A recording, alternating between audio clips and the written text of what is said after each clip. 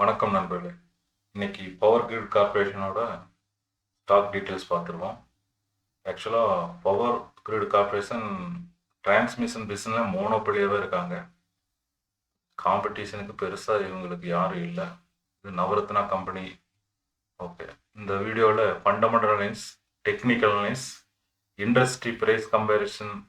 ஆக்சுவலாக industry price கம்பேரிசனில் வந்து பவர் ஜெனரேஷன் பிஸ்னஸ் பவர்லான் இருக்கேன். ஏன்னா இவங்க வந்து பவர் டிரான்ஸ்மிஷனில் மோனோபொலியாக இருக்கிறதுனால பவர் ஜெனரேஷன் ரெண்டு கம்பெனி கம்பேரிசன் பண்ணலான் இருக்கேன். அப்புறம் quarterly estimate versus actual, ratio analysis, intrinsic value and implied market price, அப்புறம் 5 இயர்ஸ் ப்ரைஸ் ஹிஸ்ட்ரி, அப்புறம் ஸ்டாக்கோட PE comparison with industry PE பார்த்துருவோம்.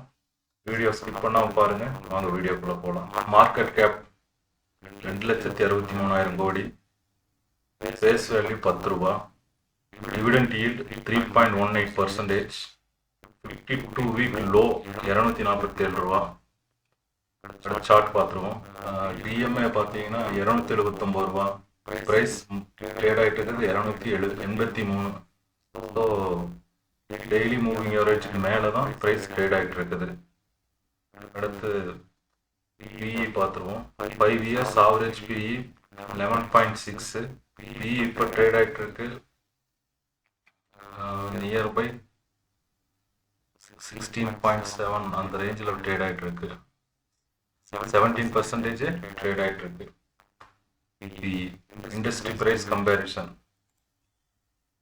இதில் பவர் கிரிட் பார்த்தீங்கன்னா லாஸ்ட் 5 இயர்ஸில் 173% அப்பில் இருக்கு. என்டிபிசி கிரீன் 260% அப்பில் இருக்கு. இது பவர் ஜென்ரேஷன் பிஸ்னஸ், இது பவர் டிரான்ஸ்மிஷன் பிஸ்னஸ். அதானி கிரீனும் பவர் ஜென்ரேஷன் பிஸ்னஸ் -13% இருக்கு. இதே லாஸ்ட் 1 இயரில் பார்க்கும்போது என்டிபிசி 15% ப்ளஸில் இருக்கு, power grid -2%, Adani green almost 4% minus. Okay, next top line growth and bottom line growth பார்த்துருவோம். சேல்ஸ் டாப் லைன் growth பார்த்தீங்கன்னா லாஸ்ட் 2 இயர்ஸ் பெருசாக இம்ப்ரூவ்மெண்ட் இல்லை. Almost last 2 years 0% improvement. Last 5 years CAGR 4%, last 3 years CAGR 3%. Top line growth இன்னும் இங்கே பெருசாக predict ஆகலை. So ஃபியூச்சரில் வந்து பவர் டிரான்ஸ்மிஷன், பவர் யூட்டிலைசேஷன் அதிகமாக இருக்கும்போது பவர் டிரான்ஸ்மிஷன் இவங்களோட growth, top line growth improve ஆகிறதுக்கு வாய்ப்பு இருக்கான்னு பார்க்கணும். Next bottom line growth almost same, 0% தான். லாஸ்ட் 2 இயர்ஸ் சிஜிஆர் இம்ப்ரூவ்மெண்ட்டு பெருசாக இல்லை. Last 3 years CAGR 4%. Okay, next net income, quarterly estimate versus net income last Q2 குவார்ட்டரில் அவங்க எவ்வளோ காட்டிங்கிறான்னு பார்த்துருவோம். நம்மளோட ஆவரேஜ் குவார்டர்லி எஸ்டிமேட் 3643 கோடி, அவங்க காட்டினது 4185 கோடி. ஸோ அல்டிமேட்டாக 13% அதிகமாக தான் காட்டியிருக்காங்க. ஓகே, அடுத்து ரேஷியோ அனலைஸ் போயிடுவோம்.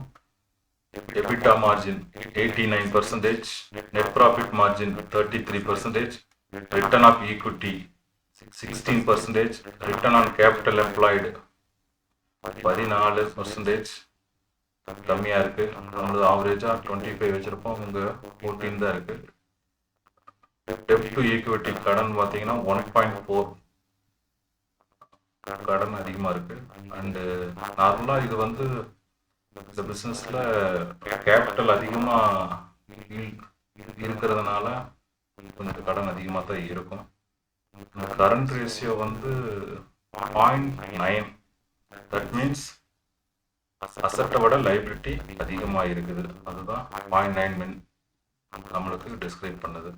Interest covering ratio okay 3.22, cash generate ஆகிறதுனால மீட் பண்ணிடுவாங்க. பெருசாக கடனால ஒரு பெரிய இஷ்யூ இருக்கிறது வாய்ப்பு இல்லை. இன்ட்ரெஸ்ட் கவரிங் ரேஷியோ கவர் ஆகுது.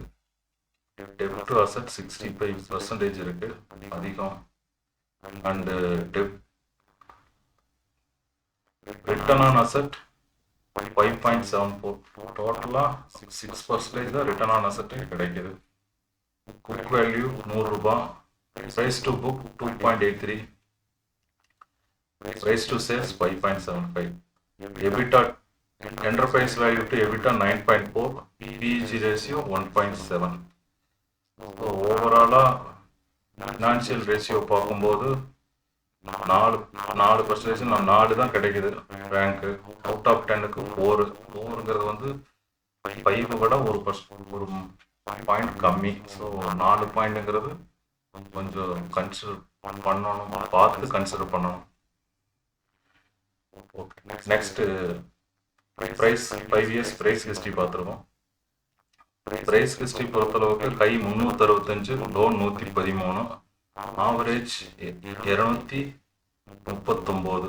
ஸோ 283 இப்போ ட்ரேட் ஆகிட்டு இருக்குது. ஸோ 18% ஆவரேஜ் விட அதிகமாக தான் இப்போ ட்ரேட் ஆகிட்டு இருக்குது. ஸோ ஐவி அண்ட் ஐஎம்பி பார்த்துருவோம். இன்டர்ன்சிக் வேல்யூ 527, இம்ப்ளைட் மார்க்கெட் ப்ரைஸ் 200 ரூபா. ஸோ இது ரெண்டையும் கூட்டி ஆவரேஜ் பண்ணும்போது நம்மளுக்கு கிடைக்கிற வேல்யூ 364 ரூபா. 364 ரூபா IV and average IV and IMP. இதுல இருந்து நம்ம 9% மார்ஜின் ஆஃப் சேஃப்டி கிடைச்சா 331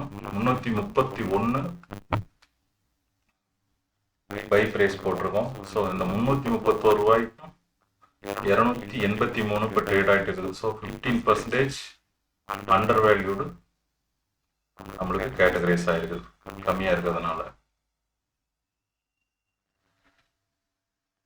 அடுத்து பிஇ க்ரோத் பார்த்துருவோம். பிஇ பார்த்தீங்கன்னா ஆவரேஜ் 5 இயர்ஸ் சிஜிஆர் ஆல்மோஸ்ட் 13%. இப்போ ஸ்டாக் கரண்ட் பிஇ வந்து 17.31. ஸோ 36% ஆவரேஜ் பிஇ விட கரண்ட் பிஇ அதிகமாக இருக்குது. ஸோ இண்டஸ்ட்ரி பிஇ கம்பேர் பண்ணும்போது ஆல்மோஸ்ட் சேம் 17.31. ஸோ 2% இண்டஸ்ட்ரி பிஇயோட க்ரோத்தில் காட்டுது. ஸோ நெட்டாக பார்க்கும்போது இப்போ நம்ம ஆவரேஜ் பிஇ விட ஸ்டாக் பிஇ அதிகமாக தான் நம்மளுக்கு காட்டுது. Okay, thank you. Any query, please comment. Thank you for watching.